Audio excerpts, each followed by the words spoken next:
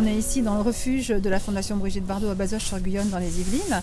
C'est en effet la maison de campagne de Brigitte Bardot, l'ancienne maison de campagne dont elle a fait don à la Fondation. Ça a été agrandi, on a racheté des terrains à gauche à droite pour en faire un refuge à proximité de Paris qui accueille plusieurs centaines de chats à l'adoption, qui accueille aussi des animaux de ferme, comme on peut le voir là, des moutons qui sont rescapés de l'Aïd el-Kébir et pas mal de chiens aussi qui ont besoin d'avoir une vie de famille. Donc ici il n'y a pas de cage, ils vivent avec nous, ils sont dans les bureaux, ils sont un peu partout. Voilà. Ils sont partout chez eux en fait. Exactement, exactement. On a beaucoup travaillé ensemble, notamment sur une proposition de loi sur la lutte contre la maltraitance animale. C'est le combat qui est porté par la Fondation et aussi par beaucoup d'associations de citoyens. Oui.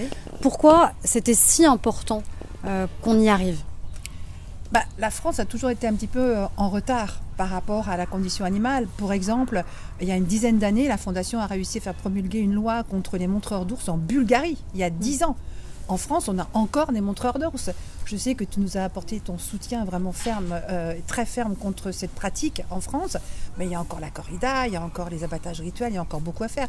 Mais c'est vrai que cette loi, c'est quand même une avancée qui est historique et qui est vraiment essentielle.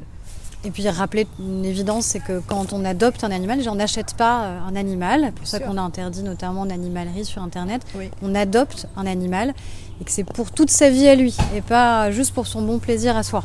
L'animal n'est pas un cadeau, déjà, pas de cadeau de Noël, et on ne va pas acheter un animal ça ne s'achète pas, on n'achète pas un enfant, on n'achète pas un animal, on adopte, on fait des sauvetages. Et puis, moralement, c'est exceptionnel de faire un sauvetage. L'animal nous le rend tellement au centuple, parce qu'il a vécu l'enfer, et là, il a conscience de ce qu'on lui apporte.